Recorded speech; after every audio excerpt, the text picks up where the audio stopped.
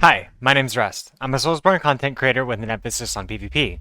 Dark Souls 2 notoriously had some of the most interesting PvP mechanics of the series, with high-level tech such as fast rolls, unique left-handed movesets, and stance swaps. But one of the most beloved mechanics of Dark Souls 2 was the iframes given to backsteps, allowing for extremely stylish tech like parry cancels and backstabs. Wait, no. In Elden Ring's DLC, an item was introduced called the Crucible Feather Talisman, which enables iframes on backsteps, just like there was in Dark Souls 2. This comes with a 15% decrease to all damage negations, and while it isn't ideal for competitive play, it opens up windows for many interesting opportunities, including 2 methods to achieve infinite iframes, and 2 methods to give you a frame 7 backstab grab, meaning if you land the grab, then it's effectively inescapable. If you enjoyed the video, be sure to like and subscribe, and let me know in the comments if you found the information helpful at all, or if you're just more confused than ever.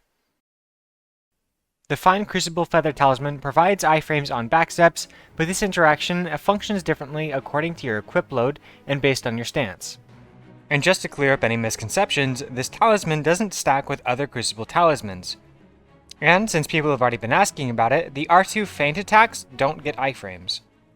The differences are seen in the number of iframes you get during the backstep, the amount of recovery frames between each backstep, and how early you can input an action. But it might surprise you to know that the number of iframes themselves is the least important variable here. Iframes work on a two-sided confirmation. The opponent needs to observe the attack successfully hitting you on their screen, and you need to be outside of active iframes on your screen in order for a hit to be successful. If one of these two checks isn't met, then the hit won't land. So as you reach higher and higher amounts of latency, iframes begin to overlap until a point that they're effectively invulnerable to being hit. A standard roll has 14 iframes and 8 recovery frames until the player can input another roll. This means that if they have over 266 milliseconds of latency to their opponent, then as long as they double roll through any attack, then the attack won't land, no matter how poorly they timed their roll. When using the Feather Talisman, while on light load, a player's backstep animation carries 12 iframes and only 5 vulnerable frames, meaning that they can achieve overlapping iframes at only 166 milliseconds of latency. This is a pretty significant margin, and it gives the player an advantageous position against the opponent, being able to reposition and input an attack a whole 6 frames faster than if they were to try an attack out of a roll. But backstep attacks generally aren't considered the most threatening, as they generally have really long animations, especially compared to rolling attacks. However, backstabs are one of the fastest animations of the game, having only 7 startup frames on the animation. This means that after a backstep, you can secure a backstab grab within the time that it would take you to even begin the animation if you were to try and do it out of a roll. But that's just the beginning. If we take a look at how things change on medium load, you'll see that the iframes are just the same as in light load, but with 7 frames of vulnerability between consecutive inputs. But what's really special about medium roll is that it can cancel up to the last 3 frames of its iframes into an attack animation. Meaning you can be fully protected by your iframes up until the moment that you cue the grab. As long as you time your backstep well and with good positioning, then you can land a backstab grab on reaction to almost any attack. This opens up a lot of possibilities, but one that I'm sure you'll all be glad to hear is that this enables the possibility of landing a backstab on Swift Slash spammers. If you can set up your positioning just right and input the backstep just as they come through, you can land the grab by wedging yourself in the small little gap between where their hit lands and the waterfowl effect. So go forth and backstab the ever-living shit out of these bitches and drop an extra shit pot for me. And now we get into the really broken shit. Heavy roll. It probably comes as no surprise that heavy roll has the longest recovery animation into either an attack or a consecutive backstep. It has 13 iframes, sporting 1 more than the medium backstep, but an obnoxious 15 frames of recovery. However, this animation can be cancelled by blocking, specifically with a weapon that rests on your shoulder, such as a colossal sword or a greatsword.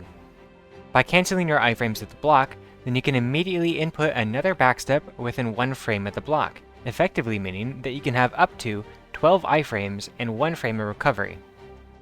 The inputs for this are incredibly precise and incredibly fast, so chaining this together is really difficult, and even with a good amount of practice, I'm able to average about 7 iframes to 3 vulnerable frames. But with perfect execution of the block cancel, you can effectively generate infinite iframes to anyone that has over 33 milliseconds of latency to you, making you virtually untouchable. In addition to that, after canceling the backstep, You can input an attack on frame 1, allowing you to either immediately cue a backstab attempt, or simply swing around your big metal meat stick. By far, this was the most challenging tech that I spent my time trying to learn, and I died very many times in the process. One of the common mistakes that I found myself making was block canceling too early out of my iframes. In some ways, it felt like the risk for trying to implement this tech far outweighed the reward, but when it paid off, it did so in dividends. More than anything, it's just a pain in the ass to fight against, and I really don't envy anyone that had to put up with my bullshit while I tried to figure this out.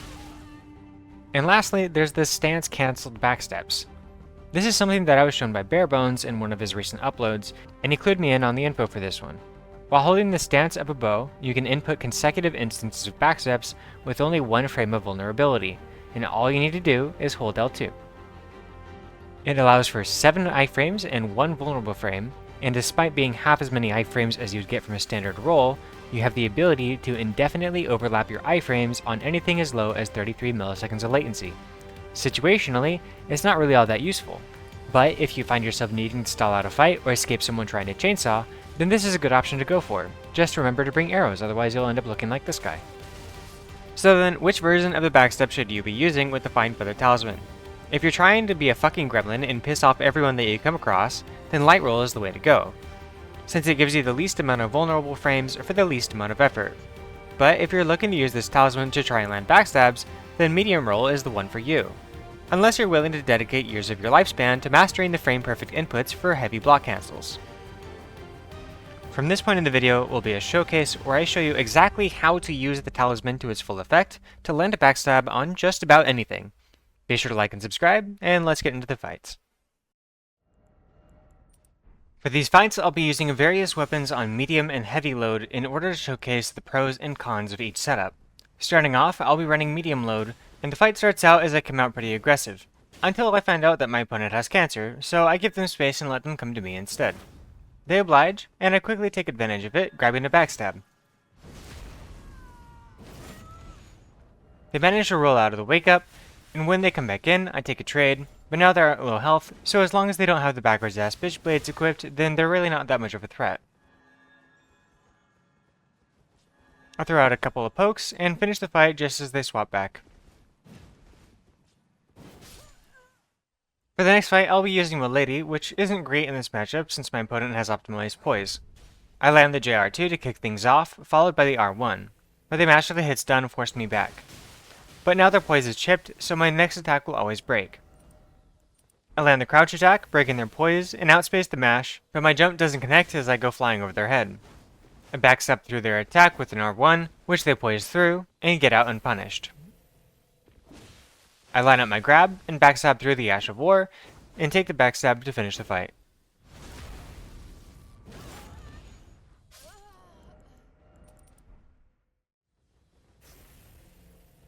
Next up, we see another pair of the backwards ass bitch blades, and they quickly reveal more cancer.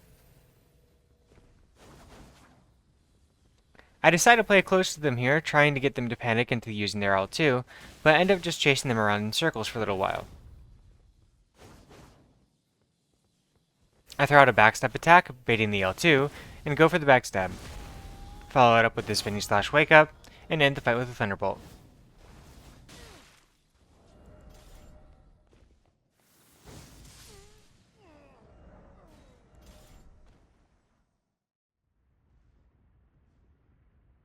Using Milady can be really frustrating, especially against anyone with reasonable poise. You're generally forced back after every interaction.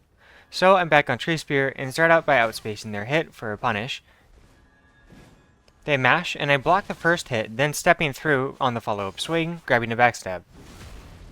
I miss the wake up, and from this point they start playing a lot more conservatively, so it takes me a little while to find my mark and finish the fight.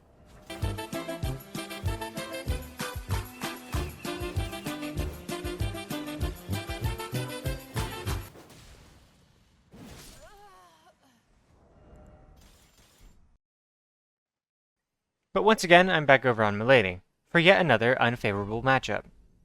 And you can imagine my despair as I land a punish and have them just poise the hit. I follow up on their JR2, land a backswing, and back off in case they mash. I go for a random backstep attack, which they punish, and I wait to see what they're going to do. They choose to go for an R2, allowing me to backstep through for a backstab to finish the fight.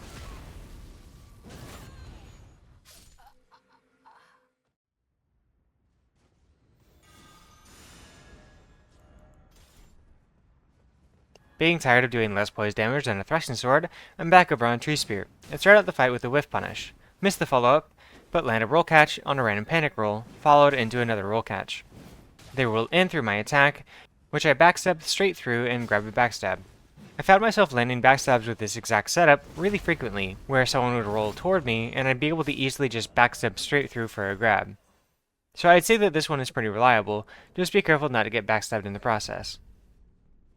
My next opponent is running under 83 poise, meaning my lady will perform much better in this matchup, since the R1s will actually break their passive poise. I start the fight by landing a JR2 roll catch, outspace their running R2, and follow it up into an R1 roll catch. I start trying to pre-space, expecting a running R2, looking around for a strafe, but they're playing really patiently in this position, so instead I turn my back and give them something to chase. They oblige, and I backstep through with a running attack for a backstab.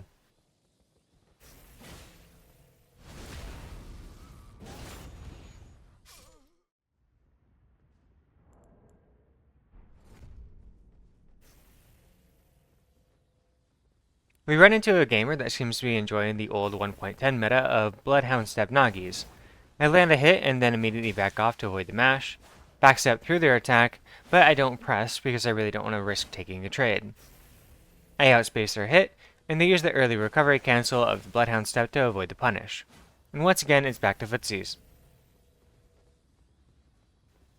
They do a random backstep attack, which I eat to the face, but now I push into them, landing an R2.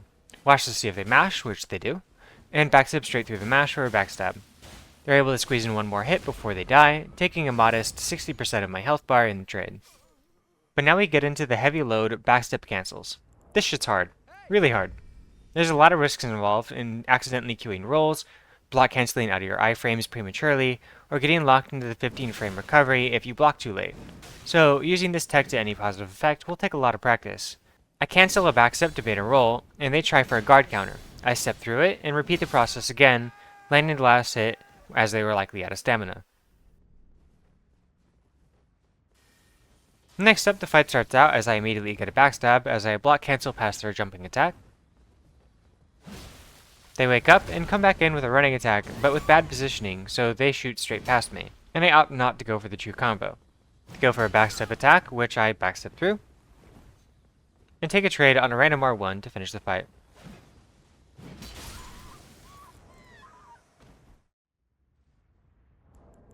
I included this clip because it just shows how fucking ridiculous this can be. First of all, fuck these little fireball things. I hate them. They're so goddamn annoying. Whatever developer thought this was a good idea, fuck you. But by canceling the backstep like this, it tends to break your animation, making your feet get stuck in place even though you're technically in a backstep animation.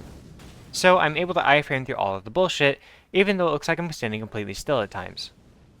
He goes for some more random bullshit, and a bunch of more annoying little fucking fireballs, which I iframe through and land a backstep attack, followed by a running attack. I iframe through the Ash of War, and take a trade on the R2 to finish the fight.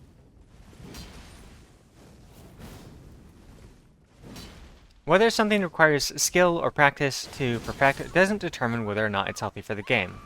I can confidently say after making this video that the Backstep Talisman really has no place in Elden Ring, as it ignores the need to exercise good fundamentals. In many ways, it's much like Quickstep or Bloodhound Step, except those Ashes of War have the niche of also serving as a recovery cancel. So while it may not be as problematic as those Ashes, the Backstep Tally can still be abused much to the same effect, and in some cases even worse. My PSA would be that if you want to learn how to backstab fish, then do so without crutches like Backstep Talisman or Quickstep. I have a full video on detailed mechanics and techniques that have been taught over the course of the Dark Souls franchise in order to help you get started.